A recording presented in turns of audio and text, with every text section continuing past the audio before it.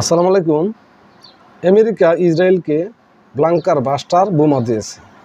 এই বোমা দিয়ে মাটির অনেক গভীরে ক্ষতি করা যায়, যা দিয়ে ইসরায়েল ইরানের নাতানজ পারমাণবিক কেন্দ্রে হামলা করেছে। অন্যদিকে আমেরিকা বলছে, হয় চুক্তি করো, না হলে মোকাবেলা করো। চুক্তি যদি করে ইরান আমেরিকার সাথে, তে মুয়াম্মার গাদ্দাফির পরিণতি ভোগ করতে হবে ইরানকে। না করলে ভয়াবহ যুদ্ধের পরিণতি দিকে ধাবিত হবে ইরান।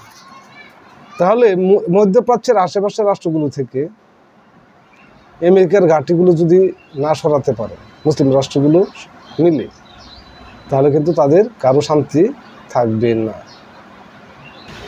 আমেরিকা জাপানের হিরোশিমা নাগাসাকি শহরে পারমাণবিক হামলা করেছিল, বিশ্বের মধ্যে প্রথম। এই আমেরিকার কথায় যদি রাষ্ট্রগুলি ওঠা বসা করে, তাহলে বিশ্ব ব্যবস্থা ঠিক থাকবে কিনা আপনারা ভাবুন। আমেরিকার যদি পারমাণবিক অস্ত্র থাকে, তো ইরানের থাকলে সমস্যা কোথায়?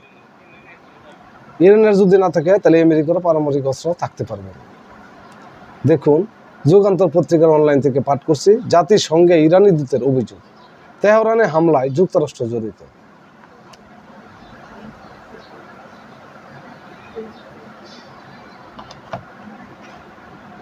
তেহরানের পারমাণবিক স্থাপনায় ইসরায়েলি হামলার নিন্দা জানিয়েছেন জাতিসংঘে নিযুক্ত ইরানের রাষ্ট্রদূত আমির সাইদ ইরাবানি। এই হামলাকে তিনি দ্বৈত নীতির উপর নিষ্ক্রিয়তার প্রত্যক্ষ পরিণতি বলে অভিহিত করেছেন এবং এতে যুক্তরাষ্ট্রে জড়িত থাকার অভিযোগ তুলেছেন।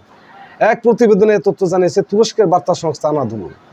জাতিসংঘের নিরাপত্তা পরিষদের জরুরি অধিবেশনে বক্তব্য রাখতে গিয়ে রাষ্ট্রদূত আমির সাইদ ইরাবানি ইসলামী প্রজাতন্ত্র ইরানের বিরুদ্ধে ইসরায়েলের বেআইনি আগ্রাসন, আন্তর্জাতিক আইন এবং জাতিসংঘের সনদের গুরুতর লঙ্ঘন মোকাবেলায় এই জরুরি অধিবেশন আহ্বানের সমর্থনের জন্য আলজেরিয়া, পাকিস্তান, চীন এবং রাশিয়ার ফেডারেশনের প্রতি কৃতজ্ঞতা প্রকাশ করেন।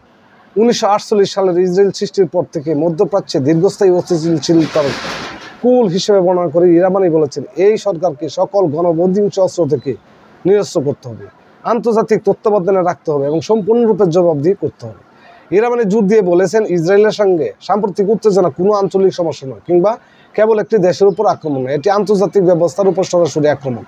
জাতিসংঘের সনদ, জাতিসংঘ ব্যবস্থা, বিশ্বব্যাপী পারমাণবিক অস্ত্র বিস্তার রোধ ব্যবস্থা এবং IAEA এর কর্তৃত্বের উপর আক্রমণ। ইসরায়েল হামলার ওয়াশিংটনের সমর্থনের অভিযোগ তুলে ইরানি রাষ্ট্রদূত বলেন, এই কাউন্সিলের স্থায়ী সদস্য মার্কিন যুক্তরাষ্ট্রের সম্পূর্ণ সমর্থন পোষ্ট। এই সন্ত্রাসী হামলায় মার্কিন যুক্তরাষ্ট্রের জড়িত থাকার বিষয়টি সন্দেহাতীত।